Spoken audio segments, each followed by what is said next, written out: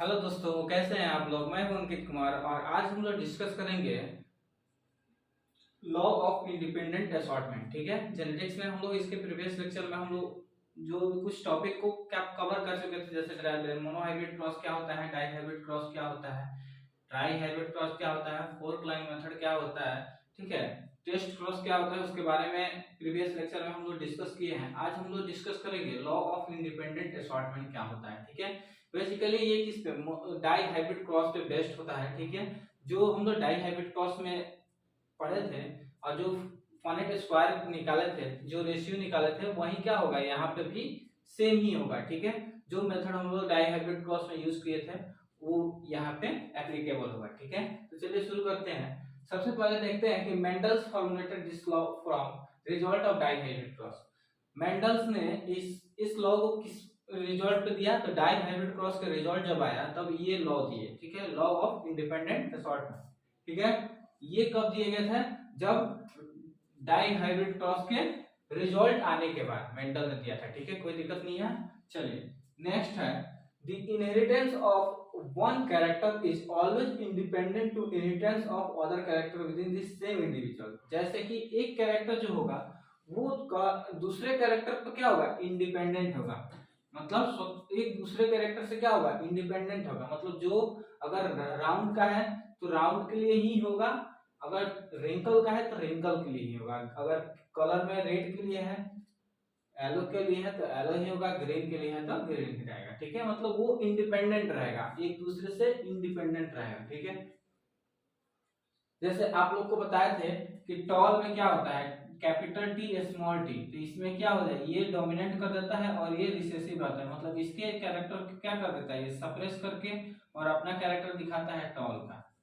ठीक है, वहीं यहाँ पे अगर स्मॉल टी रहता तो ये क्या कर देता है, ड्वार्फ बताता है।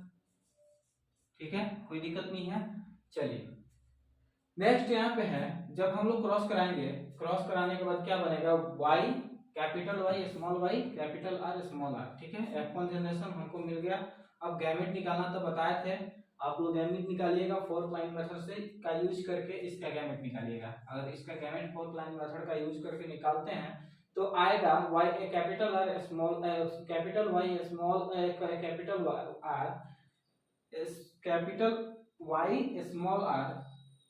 स्मॉल y कैपिटल R और स्मॉल y स्मॉल r। ठीक है, ये गैमेट्स निकलेगा। अब क्या करेंगे, हमको तो पता है कि पनेट स्क्वायर के बारे में हम लोग को पता है, जिसको किसने दिया था, आरसी पनेट में। ठीक है, तो उसका यूज करके हम लोग ये निकालेंगे।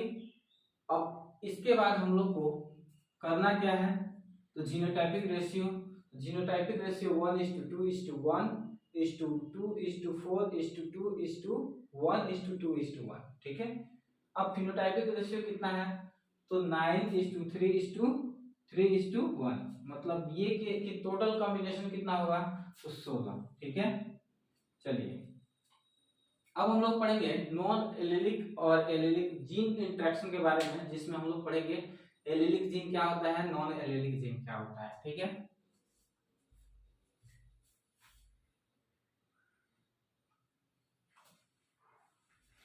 अब हम लोग पढ़ेंगे जीन इंटरेक्शन के बारे में। ठीक है, जीन इंटरेक्शन दो टाइप का होता है, एक होता है एलिलिक, ठीक है, दूसरा होता है नॉन एलिलिक या इंटरजेनिक जीन ऑफ इंटरेक्शन। ठीक है, कोई दिक्कत नहीं है यहाँ तक।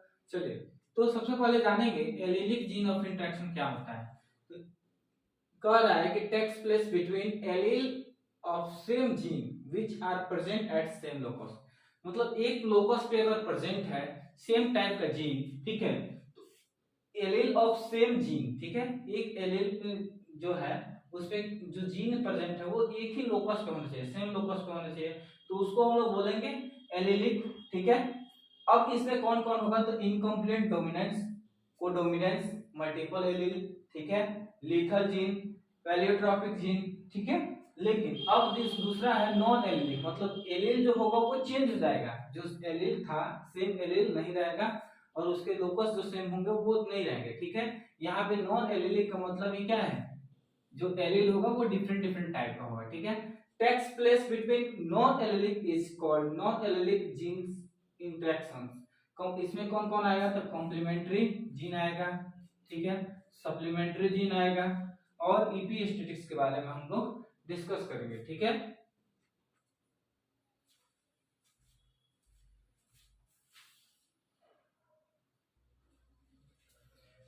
अब हम लोग पढ़ेंगे इनकम्प्लीट डोमिनेंस, एक एक करके हम लोग पढ़ेंगे। तो एलेलिक जीन में हम लोग सबसे पहले पढ़ेंगे इनकम्प्लीट डोमिनेंस के बारे में, ठीक है।